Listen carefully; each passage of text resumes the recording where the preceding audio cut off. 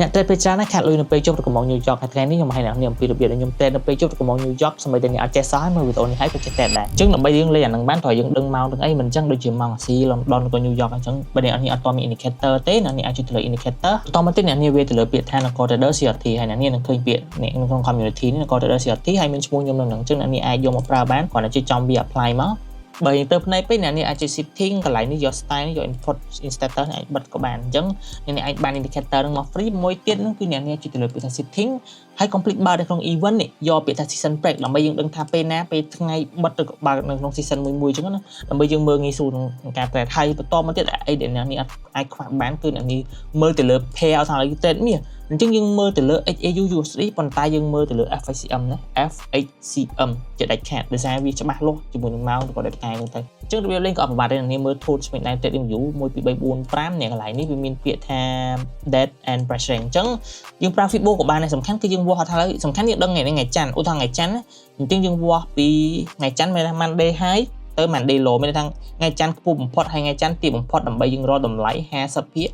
បន្ទាប់ពីយើងបានគូតម្លៃ high low នៅក្នុងថ្ងៃច័ន្ទហើយអ្នកនេះមើលទៅលើថ្ងៃអង្គារគឺចាប់ផ្ដើមពីម៉ោង London ទៅអញ្ចឹងឧទាហរណ៍ថាឥឡូវយើងមើលទៅលើតម្លៃ 50% របស់យើងឧទាហរណ៍ថាឥឡូវនៅក្នុងថ្ងៃគេនេះបើយើងវាស់មកនៅចន្លោះខាងលើនេះអានេះថ្ងៃច័ន្ទ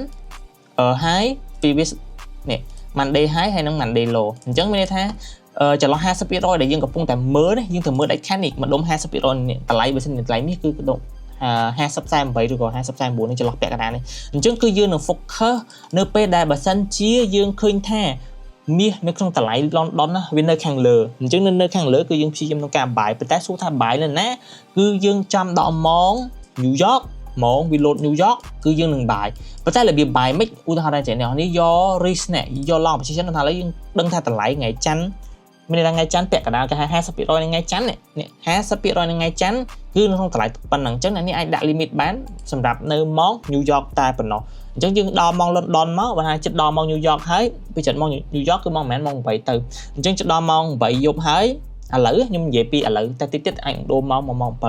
អញ្ចឹងជិតដល់ម៉ោង8ហើយយើងគ្រាន់តែដាក់ limit ហើយ TP អញ្ចឹងយើង TP នៅណា TP យើងមើលទៅលើថ្ងៃច័ន្ទ daily high ណាថ្ងៃច័ន្ទ high អូខេថ្ងៃច័ន្ទគឺយើងយកតម្លៃ high នៅតម្លៃខ្ពស់បំផុតហើយចុះ SL តើយើងគួរដាក់នៅណាអ្នកនេះអាចដាក់នៅ swing ក៏បានប៉ុន្តែខ្ញុំ recommend ដាក់មកធ្វើម៉េចឲ្យឃើញកន្លែងនេះលេខ2មានថាយើង risk reward 1CP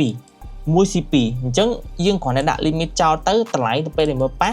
automatically ឲ្យវា work សម្រាប់យើងតែប៉ុណ្្នឹងទេនិយាយទៅគឺអ្នកនេះអាចនៅតនេបាន yes ឲ្យវា hit TP automatic តែម្ដងលក្ខខណ្ឌមួយទៀតបើសិនថ្ងៃអង្គារវាអត់មកប៉ះ 50%នៃ previous day របស់វាអញ្ចឹងមានន័យថាអ្នកនេះអាចមកមើលបានថ្ងៃច័ន្ទយើងគូឲ្យត្រឹមទៅគឺយើងគូពីម៉ោងបើកផ្សាររហូតដល់បិទផ្សារអញ្ចឹងឧទាហរណ៍យើងគូ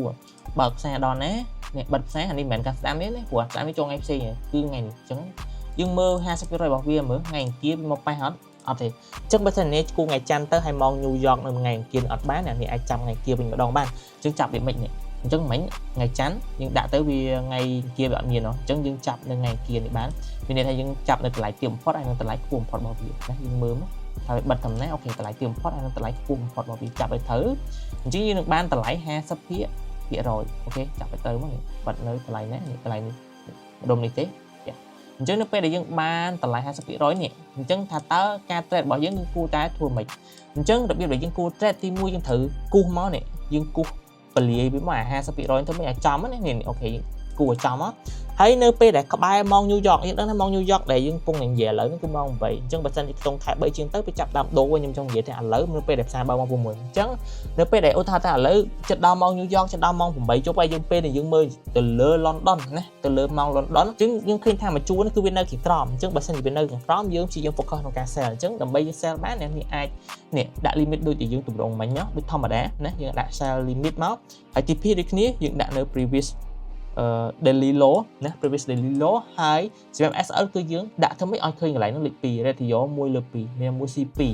អូខេបន្តមកទៀតយើងបន្លែងទៅដាក់ limit ចោលទៅកន្លែងនេះអានេះអត់តន់ប៉ះ limit ទេព្រោះ limit យើងដាក់នៅលើអញ្ចឹងយើងគ្រាន់តែរងចាំឲ្យវាទៅប៉ះ limit យើងទៅ yes ប៉ះ ប៉ះ limit យើងហើយឥឡូវវាចូល position របស់យើងហើយយើង hold វាទៅណាគឺយើង hold ហើយយើងការងាររបស់យើងមិនធ្វើអីទេពេលយើង hold គឺយើងប្រឡែងទៅ SL ក៏បាន TP ក៏បានមិនបាច់ភ័យទេអ្នកនេះអាចយកទៅបាច់តេស្តវាបានដូចខ្ញុំប្រាប់អញ្ចឹងបើនៅពេលខ្លះដូចអ្នកឃើញអញ្ចឹងវាត្រូវការ hold អញ្ចឹងអ្នកនេះចង់បាន account ដែល trade ទៅ hold ឆ្លងថ្ងៃប៉ុន្តែអត់មានកាត់ commission ឬក៏ swap ទេអាច inbox សួរបានហើយសំខាន់គឺវាមាន rebate លុយត្រឡប់មកវិញផងដែរអញ្ចឹងគឺ spread ទៀតបាន rebate លុយត្រឡប់មកវិញទៀតអញ្ចឹងគឺចំណេញមែនតើចេះដូចខ្ញុំបាននិយាយអញ្ចឹងអ្នកទាំងគ្នាអញ្ចឹងគឺការ trading ពេលខ្លះមិនប្រកាសថាយើងចេះច្រើន trade ចំណេញនេះប៉ុន្តែសំខាន់គឺយើង trust ហើយអានេះខ្ញុំ recommend trade តែ1 2 1 2អញ្ចឹងមិនទោះបីជា win rate អ្នកនេះធ្លាក់ដល់ 40% ក៏ដោយចាំទោះបីអានេះធ្លាក់ដល់ win rate 40%ក៏អ្នកនេះចំណេញដែរហេតុអីបើយើងលេងតែ1 2មានន័យថាពេលយើងចំណេញបាន2អញ្ចឹងឧទាហរណ៍ថាបើយើងហ៊ានខាត់ម្ដង50រៀលតែយើងចំណេញម្ដង100អញ្ចឹងទោះបីជាយើងខាត់ដល់ថ្នាក់6ដងយើងចំណេញតែ4ដងក៏យើងចំណេញដែរតោះណាអញ្ចឹងដោយសារយើងប្រើ risk management 1លើ2អញ្ចឹងអ្នកនេះដូចតារាអញ្ចឹងមិនមែនថាអូខ្ញុំនិយាយអញ្ចឹងអ្នកនេះទៅជួយខ្ញុំទេអ្នកនេះអាចយកទៅដឹកតែមើលបានថាតើអ្វីដែលខ្ញុំនិយាយហ្នឹងគឺពិតជា work